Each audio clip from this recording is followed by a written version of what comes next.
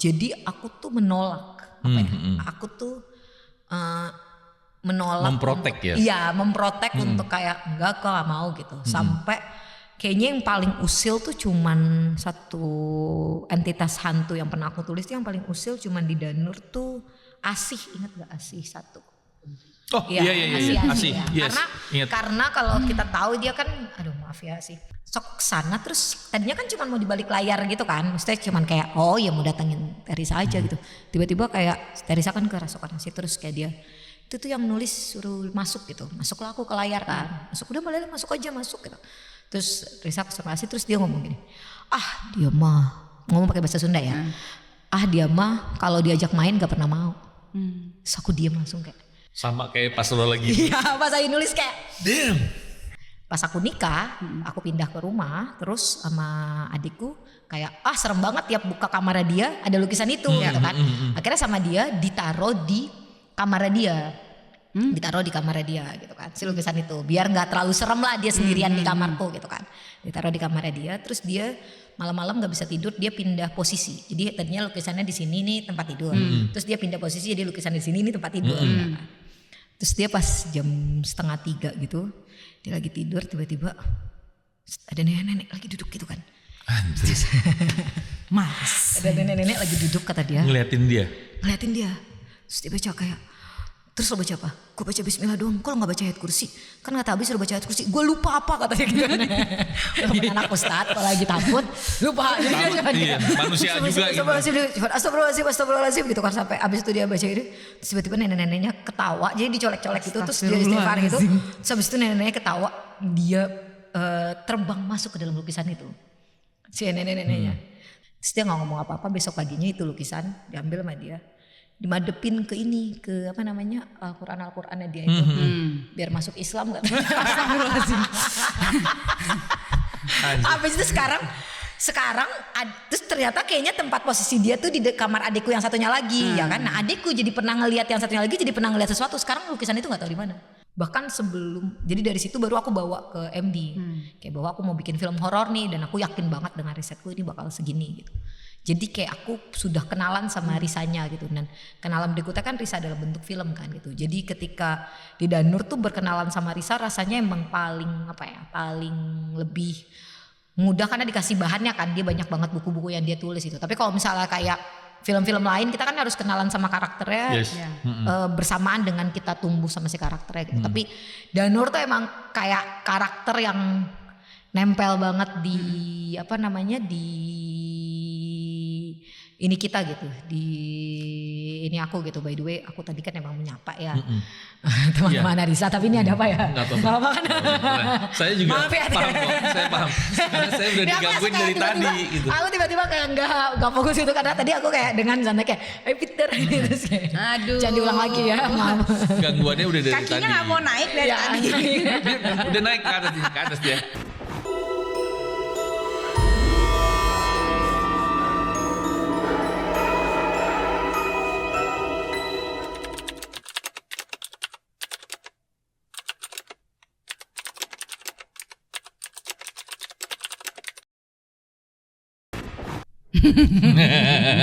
Gimana sih? Cepetan. Udah dikasih tanda juga. Om Bre, Mas Bre, Tante Bre. Ya ngapain telepon gue, nanti urusan kerja. Aduh biasa makelar kan gitu, diteleponin. Makelar kodok ya. Om Bre, Mas Bre, Tante Bre, sorry ketemu lagi ya. Kita mau ngobrol-ngobrol di Kita Mau Cerita. Cerita kamu apa kita mau cerita nih? Ya mana aja lah, ya kan, bebas ya. Malah hari ini gue sama Mbak Kriwil. Yang lagi nggak kriwil ya? Lu gak asik beneran lu. Lu kan terkenal dengan kriwilnya, iya kan, yang rambutnya becek-becek gitu. Becek. Iya kan? Sekarang kenapa lu catok? Khusus menyambut kedatangan kakak yang satu ini. Mari kita Sambut dong. Sambut ya kan? Betul. Malam hari ini mati kan ini gue skrip. Gimana sih? Siapa yo? Lo gak kenal kan? Kenal gue. Siapa? Namanya. Parah. Manusia yang satu ini. Itu hidupnya tuh setengah ikan. Di dua alam. Di alam gaib. Alam gaib ya. Ini adalah Mbak Lele Lela. Waalaikumsalam warahmatullahi wabarakatuh. Terima kasih ya Mbak Lele ya bisa Terima datang. kasih, aku juga senang diundang. Jadi kita ngobrol di sini santai-santai aja, nggak serius. Iya. Ya. Yang pasti tadi udah nyerahin KTP kan di depan nih. Udah ya. Sama SIM. Buat pinjol ya. Nah, pertanyaan pertama mungkin ya kita mau tanya karena kita tahu Mbak Lele ini adalah penulis horor. Ya. Ya mungkin kalau ada yang belum kenal Mbak Lele ini adalah penulis horor beberapa film-film gitu. Film-film yang hits ya. Masya Allah, Gila. alhamdulillah. Bukan film-film biasa. Bukan film biasa, malah masuk kategori X horror. Bukan. Gue kaget. Gue kayak Iya kan? film gak biasa nih. Saya pakai hijab nih. Iya, pakai hijab. Silakan Mbak Putri, ada yang mau ditanyain ke Mbak Lele? Kalau ngomongin horor udah biasa. Ya kan. Kesehariannya sebenarnya sebagai apa sih? Sebagai lele ya. Sebagai penulis. Oh. Sebenarnya mencap dirinya penulis horor tuh baru belakangan. Tapi nggak belakangan ini sih, dari 2016 sejak Danur akhirnya jadi kayak horor. Terus kan aku sering ketemu kamu kayak pasti kayak wah Mbak Lele horor lagi nih. Katanya gitu. Mbak Lele gini, gue udah nulis horor ketemu orang yang horor juga lagi. Cuman ya sebagai penulis pagi menulis, terus habis itu malam biasanya aku nulis pagi terus siangnya kadang-kadang ke meeting sama tim kreatif PH-nya atau sama sutradaranya gitu. Terus kadang-kadang hanya di rumah nonton drakor untuk mengisi ini, kayak kan pasti kita juga punya jeda ya kan. Terus atau ngapain ya kesehariannya nulis. nulis doang tiap hari berarti. Hampir tiap hari sih harus nulis. Untuk Itu journaling mungkin nulisnya atau memang benar-benar itu bahan untuk kerjaan? Bahan untuk kerjaan ya. Paling sering sih memang untuk kerjaan ya. Maksudnya kayak alhamdulillah ketika dikasih kesempatan buat produktif, aku rasa kayaknya nggak ini juga kalau misalnya nggak bijak juga ya sebagai manusia yang pasti kita membutuhkan uang ya kan. Betul sekali. Betul. Jadi ketika lagi produktif tuh kayak banyak orang yang pengen banget loh nulis skenario. Jadi aku ya memanfaatkan keproduktifan itu aja. Nanti kita mau nanya gimana sih sebenarnya caranya nulis skenario yang bagus. Tapi sebelum itu gue mau nanya sama Mbak Lele, sebenarnya nulis lo itu udah jadi rutinitas dan bagian hidup lo atau mood based sebenarnya? Oh rutinitas aku. Jadi rutinitas ya? Aku udah gak boleh mood base lagi. Kalau jadi udah gak ada mood-moodan ya? Iya, kalau mood base gak mungkin. Tahun lalu tuh aku berapa ya nulis. Pernah ada sampai banyak sekali. Tapi aku gak mau nyebutin number, takutnya nanti disangka sombong. Cuman aku tuh udah pakai sistem laci ya. Jadi sistem laci tuh, ini buat penulis-penulis yang sedang mau produktif tuh, sistem laci tuh sebenarnya, misalnya aku tuh selalu ngejadwalin jam, misalnya aku bangun jam habis sholat subuh. Terus habis itu kadang aku jogging atau kadang tidur lagi ya kan. Terus nanti jam 7 gitu aku harus buka laptop. Nah jam 7 buka laptop, tapi jam 7 sampai jam 10 tuh aku misalnya project A. Nah itu tuh gak boleh aku mikirin project lain. Jadi harus hanya mikirin itu aja. Produktifnya hanya untuk satu project mau dulu. kamu cuma nulis satu kalimat, mau kamu cuman kayak ada ide berapa hal gitu buat berapa scene, pokoknya harus itu aja gitu. Sampai jam 10. Terus kadang-kadang kan jam 10 kita udah ada misalnya panggilan meeting tuh, aku gak pernah mau di atas jam 10. Biasanya kayak pokoknya aku baru boleh meeting jam 11, jam 12 gitu, biar kita ada perjalanan ke ini, terus makan siang, terus meeting, terus nanti jam malam gitu biasanya aku ngecek si project A itu, atau kalau misalnya kita nggak ada meeting, aku jam 2 sampai jam 5 itu buat project B gitu. Wow. Oke, jadi yang project A disimpan dulu, berikutnya untuk project B. Dan biasanya di sela-sela itu kita harus kayak balikin jadi nggak boleh kayak biasanya aku nggak mau tuh kayak cuman beda setengah jam gitu, aku nggak mau. Kecuali kalau ngebahas sama tim ya, tapi kalau aku nulis mikirin sendiri tuh aku nggak mau dipepet. Aku biasanya kayak jeda 3 jam ya, aku mau ngapain dulu gitu. Misalnya mau lari dulu, mau istirahat main tenis dulu ya. Biasanya sih istirahatnya tuh istirahat untuk kayak bukan kita kemudian misalnya waktunya tidur, tapi kalau misalnya istirahatnya lebih kayak kan kita harus relaxing. Istirahat berpikir ya kan, istirahat berpikir. Rilis terus rilis kadang kadang kayak kita cuman nonton nonton video-video horor atau nonton series-series atau atau baca ini gitu. baca buku gitu kan. Atau kadang kalau aku lagi nggak ada ide banget, aku malah bergerak, nggak boleh diem. Harus. Jadi memang lu nggak bisa tuh ya satu badan nggak digoyangin tuh nggak bisa ya. Karena pernah aku waktu itu tuh kan kayak gitu ya, kayak waktu pas awal-awal nulis tuh gitu kan, kita kayak ngambil mood tuh kita kayak ngelamun gitu kan. Terus kayak ternyata tuh hilang gitu loh, cuman ada di apa namanya, gak ketemu apapun, gak denger apapun gitu. Sampai aku tuh pernah baca satu bukunya Murakami dulu, jadi bukunya Haruki Murakami yang soal lari gitu kan. Terus aku baca beberapa buku lainnya. Terus kita tuh ada yang namanya ketika kamu lagi olahraga atau misalnya lagi bergerak gitu, entah jogging atau kamu kayak main tenis gitu, kan kamu dengar suara lain kan, kayak suara kayak misalnya kaki kamu gitu. Nah saat itu tuh kamu bisa dengerin suara-suara lain gitu loh, suara-suara ide itu gitu. Jadi makanya aku malah kadang-kadang bergerak. Nah ya mendingan bergerak. Jadi releasing tapi sekalian mencari inspirasi. Iya. Oh kirain mencari inspirasinya ke kuburan gitu. Enggak ya? Kayaknya jarang ya ke kuburan. Kecuali kalau diajak bapakku. Bapakku tuh ustadz yang suka ziarah kubur ya. Oh jadi ya nyekar ya. Iya nyekar ke, bisa tuh dia kayak ngajak ke, misalnya di Banten ada hutan apa gitu, masuk ke dalam hutan terus dia bercerita bahwa ini tuh apanya Sunan A, Sunan B gitu-gitu. Iya wisata kubur kalau orang bilang. Wah kamu pemberani ya. Gue sih takut ya, tapi kan aslinya takut, penakut. Aslinya penakut. Aku kalau menulis horor harus pulang ke Ciputat, ke rumah Abi. Karena merasa dilindungi ya. Karena bapak saya ustaz. Iya, tapi bisa jadi benar loh. Bisa jadi benar, ada beberapa orang yang bilang kalau misalnya melakukan sesuatu yang ada hubungannya dengan goib, horor dan segala macam, dia harus ke satu tempat yang memang dia ngerasa dia nyaman dan ada yang jagain, kayak gitu kan kira-kira. Kayak sebenarnya ini aja sih, tapi kadang-kadang aku lebih takut deadline ya, jadi kayak ya sudah nulis aja gitu kan. Tapi kayak ada saat-saat tertentu kalau misalnya kayak aduh feelingku nggak enak nih, aku pulang ke rumah Abi gitu. Makanya sekarang kebetulan lagi balik lagi ke rumah orang tua, jadi Mbak Lele tapi kalau sama film horor sendiri nonton kan? Oh nonton, aku penyuka horor kan? Aku penyuka horor banget dari dulu. Dari dari pertama kali bikin horor tuh sebelumnya memang karena aku suka banget nonton horor. Aku tuh suka sensasinya gitu. Sensasinya kan ada banyak nih nonton film. Lu salah satunya sensasi yang mana? Sensasi kaget. Jump scare. Jump scare. Sensasi kaget tuh kayak itu tuh kayak enak gitu loh. Apa ya, bukan enak ya, apa ya, kayak seru gitu loh, kayak gelap terus ya exciting. Kamu suka nonton film horor? Enggak. Maaf ya. Gue dari kecil nonton film horor. Iya, gue juga. Aku tontonin loh itu. Oh itu terbayang-bayang sih. Nonton sedikit aja terbayang-bayang, jadi nggak mau lagi. Yang paling ini gini, bukan mau ngomongin soal film horor Indonesia enggak ya. Gue mau nanya sama Mbak Lele nih. Film horor Barat ya, Amerika atau Eropa yang paling serem menurut lo apa? Pernah nggak lo nonton? Serem banget. Serem banget. Sebenarnya tahap mereka tuh kayak misalnya gini deh, aku suka banget The Shining. Baru gue mau ngomong. Gue suka itu banget favorit The Shining, banget ya Shining. kan. Gue suka banget The Shining.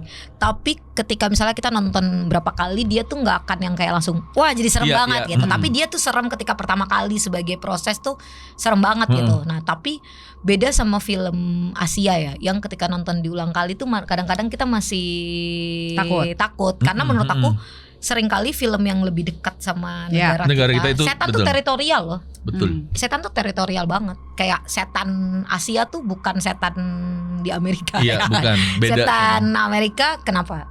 Karena mereka dasarnya dari jin. Jin itu tuh menyerupai siapapun. Iya, jin itu menyerupai. Nah, proses menyerupai itu dia tuh ngambil energi alam semesta. Kalau ini penjelasan secara ininya ya. Spiritualnya seperti kayak gitulah. Ya, jin itu makanya kenapa jin di Asia sama jin di Turki, gue suka banget. Gue suka ngulik film-film Arabik. Katanya kamu penakut. Ya, tapi aku suka ngulik jin-jin Arabik. Waktu itu sempat ada video di Arab nih. Jadi ada orang lagi gali tunnel gitu. Memang kayaknya buat nyambung dari wilayah sini ke wilayah situ. Tiba-tiba dia lagi gali. Tangannya ini videonya jadi kayak real time. Dia lagi gali itu live di mana, mungkin di salah satu platform gitu ya. Itu ada tangan panjang masuk ngambil cangkulnya dia. Wow, dia sampai kaget. Kalau di tulisan di bahasa Inggrisnya di wordingnya itu katanya jin. Subtitle. Nggak, dia ya subtitle benar. Wording. Kata iklan wording. Jadi dia bikin tunnel gitu di atas. Iya, dia lagi ngegali. Aku coba deh cari deh. Enggak, makasih ya. Dia berani. Itu hiburan berarti buat Mbak Lele. Ini aja apa namanya, kalau misalnya biasanya tuh aku nyari-nyari kayak gitu tuh jam-jam kayak udah waktu-waktunya harus, aku nggak berani malam hari, jadi jam-jam sore gitu loh, sambil kita ini kayak searching atau ada ini. Kadang kita kan kayak misalnya lagi bikin project tuh, produser atau tim kreatif tuh sesama itu tuh ngasih apa namanya, ngasih share link gitu kan, lihat deh ada video ini gitu. Nah lama-lama tuh algoritma kamu begitu semua. Begitu kemarin aku nggak sempet lagi kayak ada saatnya apa namanya, pas kemarin aku sempat ada masa berduka gitu, aku kan jarang nggak nulis kan. Nah akhirnya kan kayak algoritmanya tuh kayak nyari hal-hal ini, terus algoritmaku jadi kayak mana nih algoritma horor aku gitu. Aku kayak, mana nih algoritma? Jadi apa algoritmanya?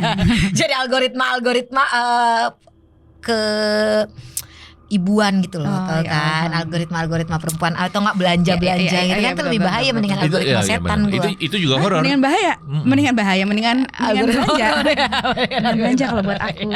Tapi Mbak Lele sendiri pernah dapat pengalaman aneh nggak sih setelah menulis film horor cukup lama gitu? Sebenarnya karena aku penakut, jadi aku tuh sering banget ya diminta untuk ngebuka mata batin gitu kan. Jadi entah sama siapapun gitu, kayak nulis A, nulis B gitu kan. Pasti kan ada aja yang kemudian teman-teman yang lebih jago untuk melihat kemudian Lele mau nggak gitu. Terus aku selalu bilang nggak mau gitu. Terus jadi aku tuh menolak aku tuh menolak, memprotek untuk, memprotek untuk kayak enggak kok, gak mau gitu. Sampai kayaknya yang paling usil tuh cuman satu entitas hantu yang pernah aku tulis tuh, yang paling usil cuman di Danur tuh Asih, ingat gak Asih 1? Oh iya Asih ya. Yes, karena kalau kita tahu dia kan, aduh maaf ya Asih. Nah terus gitu. karena kan kalau kita tahu Asih itu kan entitasnya kuntilanak kan ya, katanya kalau misalnya kayak dia menyerupai perempuan sih, maksudnya bukan kemudian horor perempuan tuh aku paling bete ya, karena kan kayak kadang-kadang seksis banget kalau dia menyerupai perempuan, katanya ini apa namanya, usil katanya. Jadi makanya dia suka ketawa sendiri atau apa gitu si Asih itu. Nah dulu tuh aku kayak aku nggak mau digangguin Asih gitu, tapi aku sering banget kalau lagi nulis Asih tuh sampai malam tuh kayak diketok gitu loh, pintu jendela kamar. So aku kayak aku gak mau gitu, aku tetap mau nulis ini, aku udah deadline Asih gitu. Itu tetap itu yang paling real. Kalau itu real kayak berasa diketok gitu kamarku. Terus habis itu aku tetap nulis aja. Cuman aku paling sering tuh ke apa namanya, rep-repan. Kamu pernah nggak sih rep-repan? Rep-repan, betul. Rep-repan itu adalah gejala yang paling aneh sih buat aku, kayak udah sampai almarhum suamiku dokter kan, dia udah menjelaskan dalam versi kedokteran gitu loh. Rep-repan itu adalah ketika kamu kayak kamu sadar, terus kamu pengen bangun, terus kamu belum nyampe otak kamu buat bangun, terus kamu masih di antara itu. Nah itu rep-repan itu. Ya sayang, tapi rep-repan aku ngelihat Asih, ngelihat Badarauhi. Coba aja kamu bayangin. Tapi lu sampai gitu ya? Iya. Si Badarauhi juga. Tapi menurut aku kayak itu mungkin wujud imajinasi. Jadi misalnya kayak aku pernah kayak rep-repan kayak, terus habis itu aku lihat gitu kan ada perempuan gitu, so aku kayak tolong kalau kita rep-repan tuh kita minta tolong untuk dibangunin. Iya, buat dibangunin, tapi nggak bisa gerak. Iya, tapi nggak bisa gerak gitu. Itu tuh fenomena paling aneh sih buat aku, teman. Cuma sebenarnya ada istilah medisnya kan. Ada istilah medisnya gitu. Berarti dia cukup menyeramkan, Bud. Karena gini, imajinasi yang dia, jadi Mbak Lele tuh nulis berdasarkan imajinasi, bukan pengalaman hidup kan? Bukan. Nah, itu imajinasinya hidup jadi real ya. Sampai bisa berkomunikasi kan? Sampai sama kayak kalau Asih tuh dia sering kan di mimpi gitu, jadi dia ngobrol gitu, kayak habis itu kayak ngomong kayak kamu mah nggak pernah mau digangguin, nggak pernah mau gitu. Aku pernah mimpi kayak gitu. Terus habis itu pas Asih apa ya? Mau digangguin nggak mau. Pas terus tapi dia sambil makan bakso kan, mimpi kita tuh aneh banget kan. Susana kali itu. Kan? Mimpi kita tuh aneh gitu kan. Terus habis itu aku pernah sama Risa manggil Asih di jurnal Risa yang manggil Asih deh. Lihat aja ada di jurnal Risa YouTube gitu, dia manggil Asih, programnya manggil Asih. Terus aku pas banget lagi di Bandung, waktu itu aku kuliah di Bandung kan. Terus kayak Teh Risa kayak, lagi di Bandung gak? Ikut yuk manggil Asih gitu kan. Kayak ikut yuk kemana gitu kan. Si Risa tuh kayak manggil temen ya. Iya, ikut yuk manggil Asih yuk gitu kan. Di gua Belanda, gua Jepang. Terus aku kesana, terus tadinya kan cuma mau di balik layar gitu kan, maksudnya cuma kayak oh ya mau datengin Teresa aja gitu. Tiba-tiba kayak Teresa kan kerasukan nasi, terus kayak dia itu tuh yang nulis suruh masuk gitu, masuklah aku ke layar kan, masuk udah Mbak Lele masuk aja masuk gitu. Terus Teresa konservasi, terus dia ngomong gini, dia mah ngomong pakai bahasa Sunda ya, dia mah kalau diajak main gak pernah mau.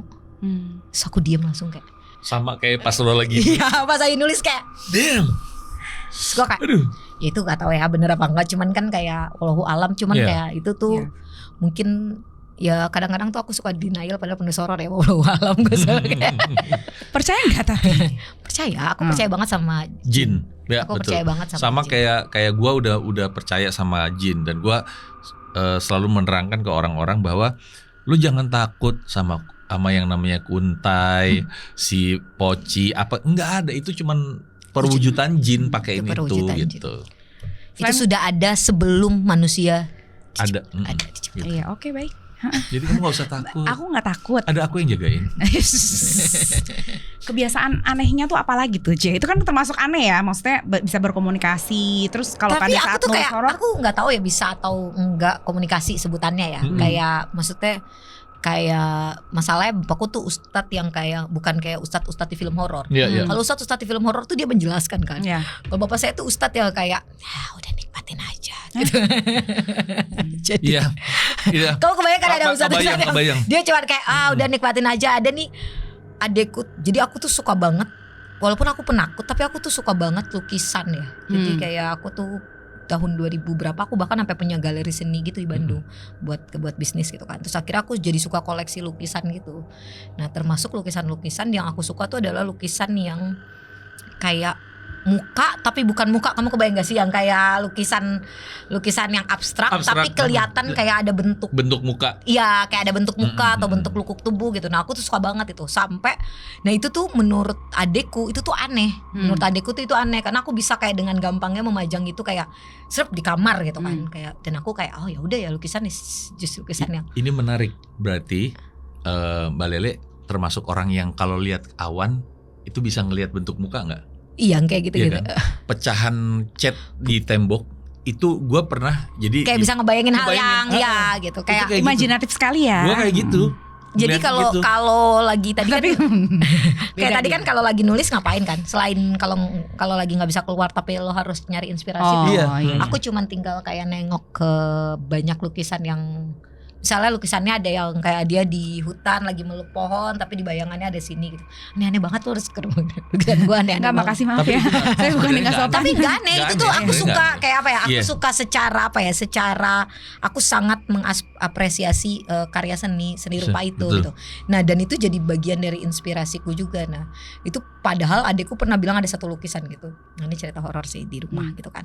Jadi ada satu lukisan aku beli, jadi bentuknya ada mata kelihatan terus ada darah. Dia kayak nangis tapi nggak darah, jadi dia kayak nangis itu. Terus ditaruhlah di kamarku. Nggak pernah aku ngerasain apa-apa karena buat aku kayak itu lukisan salah satu yang menginspirasi kalau aku lagi nulis atau lagi apa gitu dan nemenin gitu kan. Nah terus pas aku nikah, aku pindah ke rumah terus sama adikku kayak serem banget tiap buka kamarnya dia ada lukisan itu gitu kan. Akhirnya sama dia ditaruh di kamarnya dia.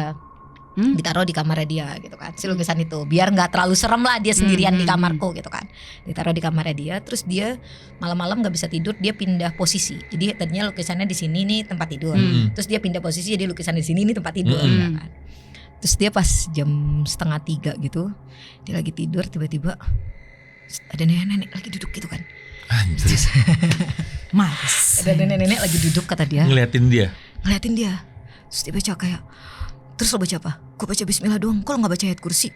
Kan kata habis lo baca ayat kursi. Gue lupa apa katanya gitu. Temen anak ustad kalau lagi takut lupa.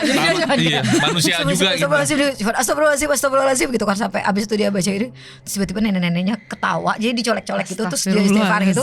Terus abis itu nenek-neneknya ketawa. Dia terbang masuk ke dalam lukisan itu, si nenek-neneknya. Terus jam 4 pagi bapakku kan mau bangunin subuh, dia buka gini doang. Terus dia cuma ngomongin doang, kok dipindah sih posisinya gitu. Lukisannya? Posisi tempat tidur. Jadi kata dia kayak kapan kamu pindahnya gitu kan. Malam-malam kok dipindah ya. Posisi tempat tidur. Posisi tempat tidur kok dipindah gitu. Terus dia gak ngomong apa-apa. Besok paginya itu lukisan diambil sama dia, dimadepin ke ini, ke apa namanya, Al-Qurannya dia itu, biar masuk Islam kan. Habis itu sekarang terus ternyata kayaknya tempat posisi dia tuh di kamar adikku yang satunya lagi, ya kan. Nah adikku jadi pernah ngelihat yang satunya lagi, jadi pernah ngelihat sesuatu. Sekarang lukisan itu nggak tahu di mana. Cuman aku kayak itu kan lukisan aku gitu. Iya, lo penasaran kemana tuh lukisan? Iya, gitu? karena aku malah kayak mesti aku takut. Fokusnya kenapa pada lukisan? Cuman jadi kayak pengalaman itu lebih kayak apa ya? Pengalaman yang emang kayaknya mungkin udah bukan hal aneh ya di hidup gua. Karena kan bapak gua Ustadz yang waktu itu tuh Ciputat, kamu tahu zaman dulu tuh Ciputat tuh nggak kayak aku tinggal di Ciputat. Ciputat tuh zaman dulu nggak kayak sekarang gitu. Zaman dulu kan sepi banget ya. Sepi banget dulu, satu jalan. Sepi banget gitu kan, satu jalan gitu. Jadi sering banget tuh kayak diketok kayak postat ada yang kesurupan gitu. Tuh aku sering banget. Karena dulu Ciputat jadi tuh bener-bener jarang-jarang ya. Iya dari jarang. zaman aku TK tuh aku sering lihat orang kesurupan di rumahku. Cerita-cerita itu menginspirasi Iya, sebagai bahan tulisan. Kayaknya gitu kali ya. Astagfirullahalazim. Ini sekali lagi ya. Iya, oke. Nggak apa-apa sih, Ya, cuman nggak gue apa-apa. kaget aja. Gue nggak denger apa-apa. Denger tadi? Enggak. Nggak denger. Nggak. Oke, nggak apa-apa. Oke. Nggak apa-apa dong. Nggak apa-apa. Cuman gue selalu kayak gitu, selalu sama dia. Oke, lanjut. Oke. Jadi kayak itu tuh kesurupan tuh udah apa ya? Sesuatu yang mungkin Biasa ya. Biasa juga nggak dibilang biasa sih, tapi kayak misalnya pernah yang paling aku inget ya, ini mungkin cuma ada kayak di film horor, tapi kayak buat aku itu tuh pernah nyata gitu di iniku gitu. Jadi pernah diketok gitu kan, Pusat jadi kesurupan. Terus aku naik, karena aku ibuku guru terus belum pulang, terus akhirnya kayak ayo ikut teh gitu kan. Terus ikut, terus gue naik motor. Lo tau gak sih kalau anak kecil naik motornya di depan ya kan, di depan gitu kan, slot berhenti gitu di rumah orang kesurupan. Habis itu ada yang jatuh gitu, si pembantunya kesurupan. Terus dia ke depan gini. Ini padahal ada di dialog di film horor, tapi aku udah pernah lihat itu pas aku kelas 5 SD. Assalamualaikum Pak Ustadz. Jadi kayak terus dia jatuh dari pohon jambu gitu loh, kebayang gak sih? Kayak, dan ngomong gitu. Terus aku dengan kayak teriak kayak Waalaikumsalam. Itu pengalaman banget loh itu. Iya kan? Aduh. Jangan-jangan secara alam bawah sadar memang sudah horor ya? Sudah horor sih, insya Allah. Gila. Itu tapi emang jadi memang apa yang lo rasain itu bisa menjadi inspirasi untuk tulisan di cerita lo ya. Dan di apa ya, kalau kayak Danur gitu kan, itu kan ada apa cerita aslinya Risa kan. Jadi aku lebih banyak berkomunikasi sama Risa. Nah tapi kan ada beberapa bagian yang misalnya kan cerita itu kan 2 jam gitu kan. Jadi kan kita harus ngisi scene kayak misalnya scene horor ya dan lain-lain. Nah, scene horor itu inspirasinya tuh dari membayangkan, dari mengingat memori-memori, kenangan-kenangan manis. Ya, terus habis itu dari baca cerita-cerita orang gitu. Jadi aku kumpulin aja jadi satu gitu. Tapi aku percaya bahwa dunia gaib tuh ada di samping kita dan it's okay aja. Aku cuman kayak ya udah kalau emang mau ada energinya ya nggak apa-apa gitu. Pernah gak sih lagi asik-asik yang nulis terus kayak yang gila dark banget nih gitu? Sekarang ini sih kadang suka takut ya. Kalau aku pernah dialog sama almarhum suamiku, dia kan beda banget, dia dokter gitu kan. Dia tuh kalau baca tulisanku dia tuh kayak, Seng kamu tuh mikir apa sih gitu. Maksudnya kayak di otak dia kok bisa tiap hari ada jump scare gitu loh. Tiap hari ada jump scare gitu. Minum silakan. Tapi memang itu karena udah terbiasa menulis dan udah biasa ngebayangin kan. Nah, itu jadinya kayak gitu kan. Kadang-kadang ada orang yang memang bingung sama pemikiran seorang penulis kan. Dan kayak penulis horor kan kamu kayak ngebayangin aja tiap titik gelapnya tuh ada sesuatu gitu. Dan kayak aku pernah nanya sama bapakku kan, kayak dunia gaib tuh kan ada di samping kanan kiri kita gitu, memang diciptakan gitu. Jadi ketika aku misalnya menulis, aku tuh kayak berasa oh ya sudah, bantu saja semua energi ini untuk kemudian masuk gitu. Jadi kayak aku membiarkan energinya ada terus, tapi aku nggak mau lihat. Karena kalau aku lihat sekali, aku percaya kalau aku lihat sekali, aku hanya akan membayangkan itu doang. Jadi aku nggak pernah mau lihat. Semoga makanya nggak mau dibuka. Gak mau, aku paling nggak mau dibuka mata. Tapi berasa ada. Tapi selalu berasa ada. Terus minta dibantuinnya tuh kayak ada omongan gitu nggak? Enggak. Atau sih suara langsung. ya maksudnya ya? Suara yang bisikin atau gimana? Enggak bisa kayak gue lagi buntu nih, coba deh bisikin apa gitu. Enggak. Kayak udah ini aja ngikutin aja gitu. Ada yang bisikin. bakwan dulu satu bisa. Gitu. Atau bisikan paling serem adalah, Le bisa kirim kapan? Nah, itu lebih kayak cepet langsung. Cepet langsung kayak apapun itu kayak. Nah misalnya kayak gitu tuh menyiasatinya gimana tuh? Ngejar deadline? Deadline kan target ya. Jadi kayak ya kita berusaha untuk sesuai target itu. Tapi biasanya ngejar deadline tuh aku udah gak bisa sekarang nulis malam hari ya. Kayak gak tidur gitu tuh udah gak bisa. Karena itu kan gak bagus sebenarnya buat kesehatan kita kan gitu. Jadi udah gak bisa itu. Jadi buat aku emang menjadikan nulis tuh rutinitas. Pada akhirnya tuh semua kayak target tercapai. Kamu udah tahu bahwa oh aku bisanya 2 minggu ya, aku bisanya 1 bulan ya. Karena kamu udah terbiasa. Sebenarnya horor itu ditulis oleh seorang Lele itu jatuhnya masuk ke logika atau emosi sebenarnya? Film itu punya karakternya. Jadi kayak aku berusaha sebisa mungkin tuh tidak egois ya, tidak egois dan bijaksana untuk menempatkan bahwa cerita ini milik si karakternya gitu. Mau aku bikin kayak oh aku punya scene horor keren banget gitu buat si A, tapi si A itu di dalam film tidak membutuhkan, itu rasanya jadi sia-sia gitu. Jadi kalau ditanya kayak emosinya punya karakternya gitu. Nah terus habis itu kalau kita nulis horor tapi kita benturin terus misalnya sama logikanya gitu. Sedangkan karakternya adalah karakter yang percaya sekali sama dunia gaib ini kan rasanya juga nggak masuk akal. Jadi kayaknya paling lama tuh aku memang kenalan sama si karakternya gitu, si karakter filmnya gitu. Gimana prosesnya? Kalau karakter Risa, kalau di Danur itu tuh aku udah kenalan dari 10 tahun lalu kan, malah dari 2014 gitu. Jadi aku tuh pertama kali ngejar Danur tuh karena aku habis riset film laris. Aku pernah cerita kayak di beberapa podcast, aku pengen banget jadi penulis industri. Terus akhirnya aku riset film laris itu apa dengan background kriminologiku gitu kan, dengan SPSS dan lain-lain, sampai akhirnya aku temukan lah ini kayaknya kalau kita mau bikin film horor pakai novel Danur, ini bisa jadi sesuatu nih dengan cara yang bla bla bla. Karena waktu itu film horor belum ada yang sampai 2 juta kan gitu. Terus aku dateng tuh dan aku kebetulan suka homogenik kan. Jadi kayak aku suka Risa dari dulu gitu. Jadi kayak udah datang ke konser-konser Risa gitu kan. Udah datang ke konser-konser Risa.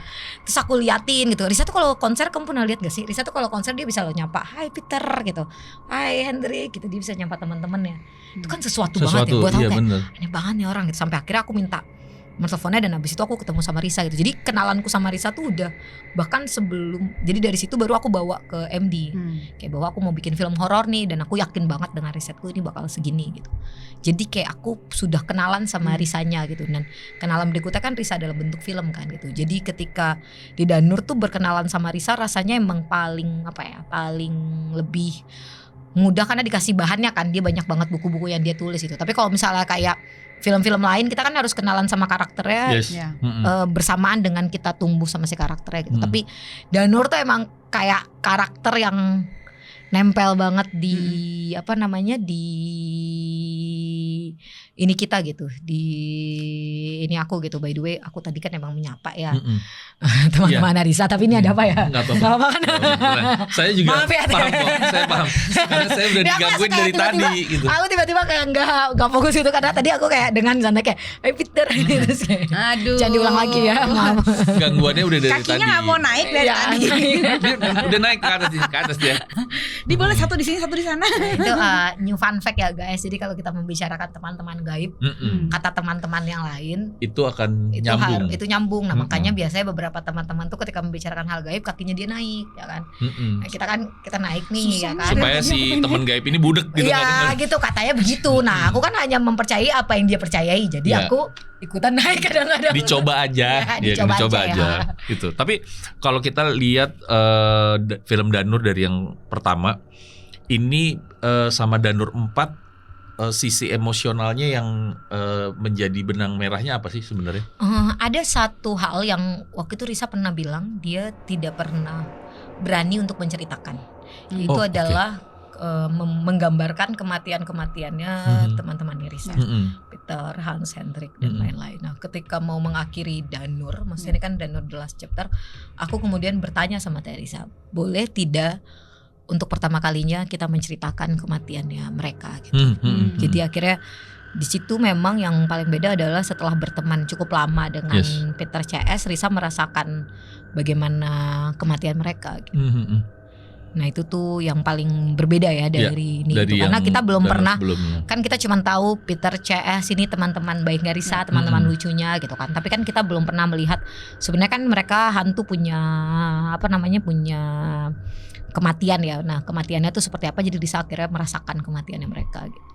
Dan itu dia tidak bisa sharing kan ke semua orang kan. Iya, dia tadinya tuh nggak bisa. Dia walaupun ada bukunya tapi belum pernah digambarkan kan. Karena menurut Peter jangan Risa nanti pokoknya ada tadinya nggak boleh gitu sama Peter CS. Tapi kemudian akhirnya Risa bilang ya mungkin ini untuk terakhir kalinya kita coba ya. Gitu. Kalau mau nulis sesuatu gitu kayak selain kelunungan ke Risanya sama teman-teman yang lain juga nggak? Aku dari pertama kali. Yes.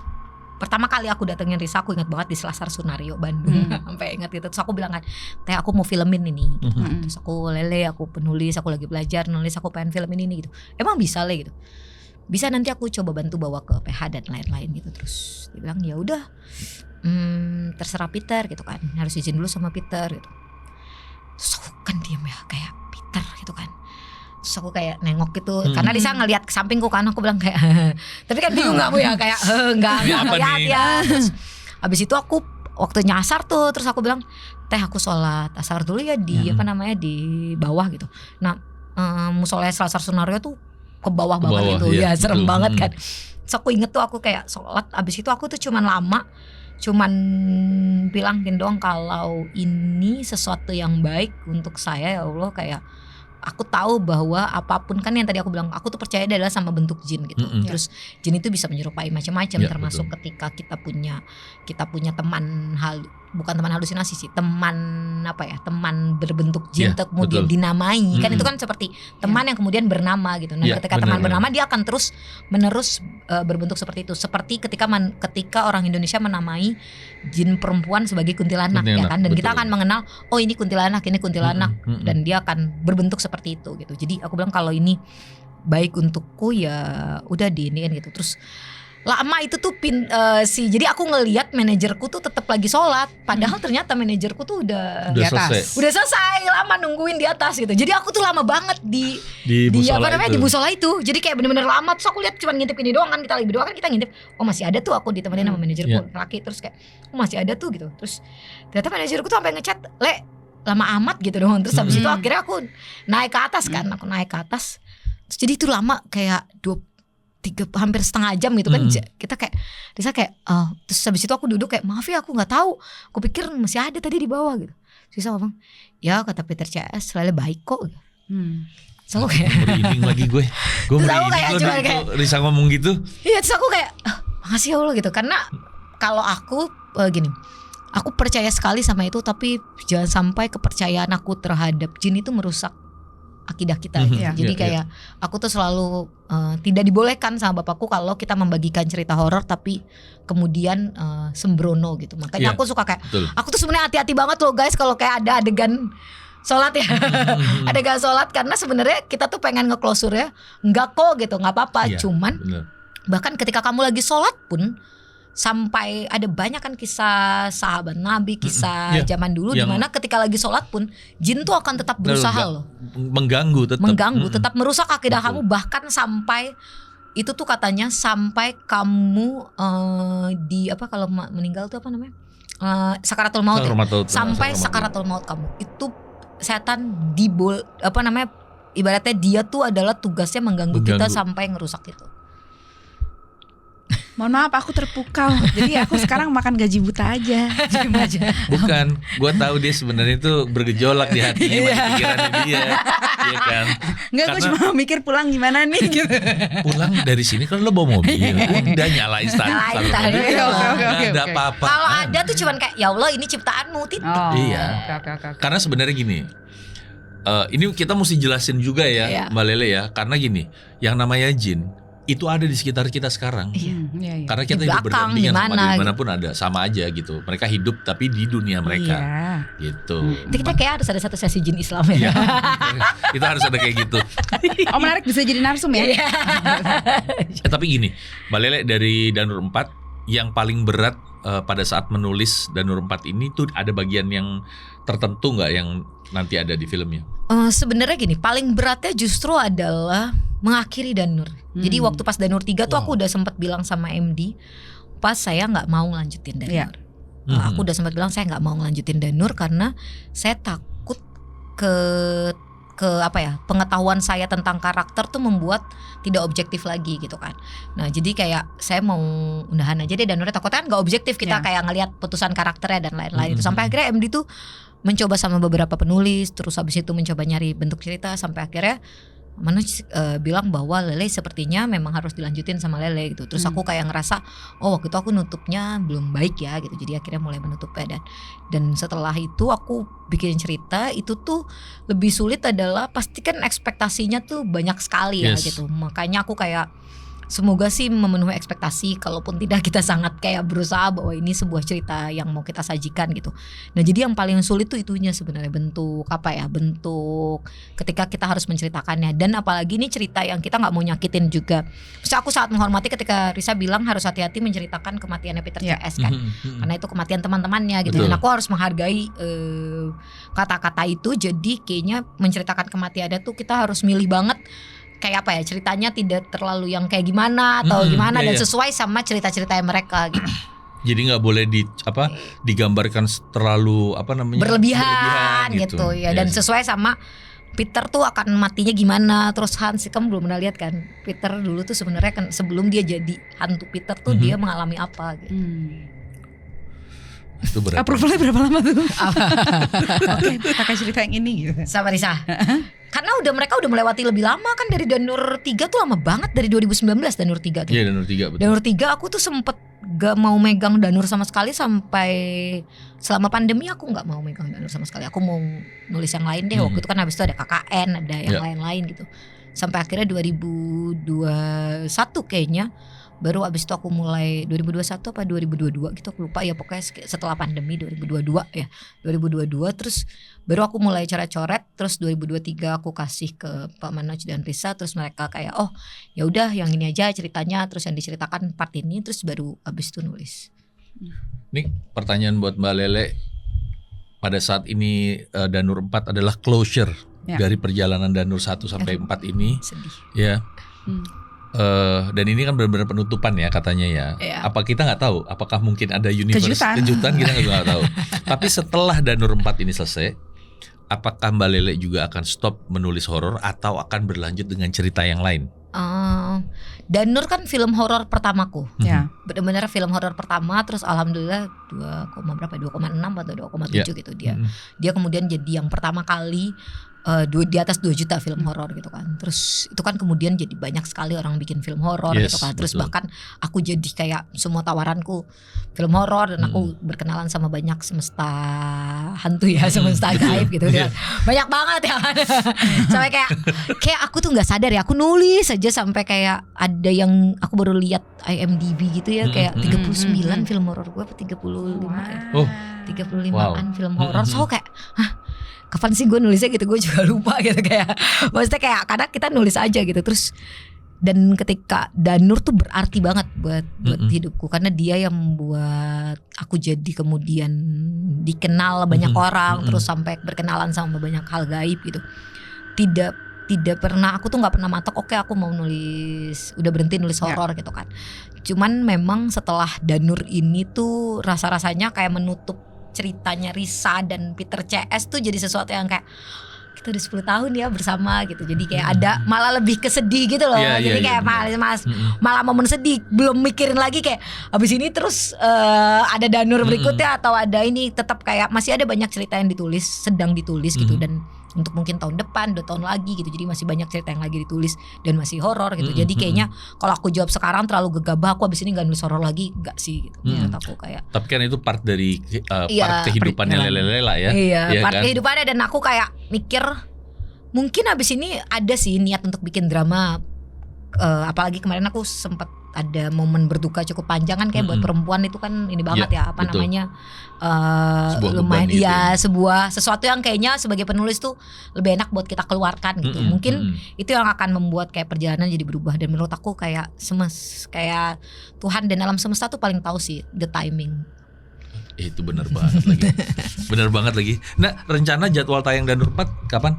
Lebaran Hah? Sebentar lagi. Lebaran sebentar lagi. Lebaran sebentar lagi gitu ya. Lebaran kita kayak kalau mau nyebut tanggal aku takutnya kan belum ada tanggal MUI. Iya bener. Kita belum tahu nih. Puasa Iya. juga kan. belum ada 18 19 gitu Betul, kan. betul, Kita betul. tunggu hilalnya Lebaran kapan guys. Oke. Jadi buat Om Bre, Mas Bre, Tante Bre, sorip-sorip, Danur 4 akan segera tayang. Dan kabarnya pada saat Lebaran. Kita nggak tahu tanggal berapanya, tapi tungguin aja. Pokoknya yang pasti Lebaran sama Peter CS. Tapi ceritanya bakalan gong banget pasti nih udah. Aduh, insya Allah ya. Karena ini closure penutupan Kalau banget. insya Allah dan yang pasti gini, kita nggak bisa ngejawab bahwa kayak ini pasti terakhirnya perjalanan Risa. Iya, Jadi iya. kayak ini terakhir perjalanan Risa. Kita tidak kayak selalu ada alasan kenapa kita naruh last chapter gitu. It's not gimmick. Ini terakhirnya perjalanan Risa. Tapi kan itu memang ya sebuah film atau cerita yang dijadikan film itu kan selalu bisa menyembunyikan sesuatu misteri kan. Kita nggak pernah tahu juga ternyata Danur sampai 7 kita nggak pernah tahu. Tersanjung dong. Iya kan? Saya udah bilang ini last chapter ya Pak. Tapi Saya bilang apa Manas Pak ini last chapter ya. Pak Manas gini. Lihat besok. Tapi 10 juta amin. Amin ya Allah. Bisa nggak ada amin. last chapter open. Itu dia benar-benar. Nah, kira-kira nih Om Bre, Mas Bre, Tante Bre penasaran? Kalau penasaran memang harus nonton. Ya. Gua tanya sekarang. Berani nggak? Enggak. Berani. Berani. Kalau kita datang nanti pas lagi Datang premiernya. gue, nonton gue tuh udah dipelototin sama yang di pojok. Kamu nonton dari satu nggak? Enggak. Gue 1-2 nonton, yang Nanti 3 belum. kamu pas nonton di deket ini ya, di deket apa namanya dia pas nonton harus di deket ini bangku kosongnya Peter CS. Ya bener ya, bener ya. Kita Kalau taruh ya, ingat Ge, ya. bener Pokoknya ya. Tiba-tiba di dekat bangku kosong. Jadi macet banget, ini Danur tuh Kuningan yang terkenal dari zaman dulu Danur pertama itu selalu ada bangku Ada kosong bangku Peter kosong. CS. Oh itu beneran ya? Yes. Itu beneran. tuh. Nanti kayak matakin taruh sana aja. Gue nggak apa-apa gue sih, gue aman, gue tenang aja. Boleh ya. Ya bener ya. Oke. Anak gue nonton, dilakilin anak gue boleh Enggak, nggak? nggak boleh, harus lu. Gimana sih? Masa takut, ya kan? Oke, jadi sekali lagi kami yang ada hadir pada malam hari ini mengajak semua Om Bre, Mas Bre, Tante Bre, sorip-sorip, jangan lupa ya. Lebaran kita tunggu aja tanggalnya tanggal berapa nanti akan diumumin ya, Ge. Yes. Nanti akan diumumin Danur 4 The Last Chapter katanya. Closure Last yang pasti chapter. emosional banget sih. Ya emosional for Emosional Risa banget. dan Peter CS sih. Kita pun kayak Pak Awi itu Awi Suryadi director iya, kalau director. lagi preskon kita selalu nangis gitu. Karena- Iya sih, karena kan Iya, itu karena dari kayak- satu gitu loh Dan itu sampai tuh yang merubah hidup kita. Dan Nur tuh yang merubah hidup Risa. Dulu tuh belum ada kan konten-konten yang begitu iya Iya benar kan? belum ada. Kayak itu tuh merubah banyak hal gitu loh. Iya. Jadi kayak buat kita tuh kalau kayak mundur ke belakang tuh habis itu sedih gitu kayak kita pernah menciptakan cerita ini sampai bertahan selama 10 tahun sampai sekarang. Hei, menarik. Lela, terima kasih Terima kasih ceritanya. banyak. Semoga Insya Allah, terima kasih. perjalanan menulis dengan penuh rasa itu akan berlanjut ya. Alhamdulillah, insya Allah. Langgeng. Langgeng ya. Dan ampun. melahirkan karya-karya lain yang nggak kalah bombastis. Amin ya Allah, amin. Jangan pernah berhenti menulis. Iya. Asli beneran. Keren. Itu dia. Ditulis aja dulu. Ditulis aja dulu. Itu dia. Thank you. Terima kasih banyak. Sampai Terima ketemu kasih lagi. banyak. Sampai ketemu di bangku Peter CS ya. Yes. Khusus buat Putri. Aku akan bilang ini bangku depan sebelah sini buat Putri dekat Peter CS. Harus. Itu tes nyali kita. Hah? Oke? Sampai ketemu ya di episode-episode berikutnya. Kalau ada promo-promo film lagi dari MD, terutama siapa tahu ada lanjutannya dari Last Chapter ya kan? Ya kan? Gimana coba? Suara apa nih? Apa? Oh, gua lapar. Udah ya? Kalau yang tadi beneran. Kalau lagi beneran, yang ini enggak. Ini gimmick aja buat lu. Oke, bye. Udah bye belum sih? Udah. Oke, bye. Tapi tadi yang habis nyapa Peter sih beneran sih. Beneran.